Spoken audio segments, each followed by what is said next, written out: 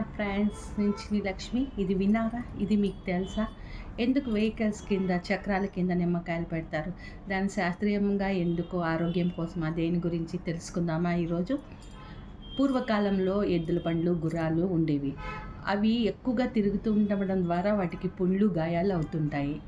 అవన్నీ అప్పుడు చూపించటానికి అప్పుడు హాస్పిటల్స్ అంత ఎక్కువగా ఉండేది కాదు, అంత డబ్బులు కూడా వాళ్ళ దగ్గర ఉండేది కాదు.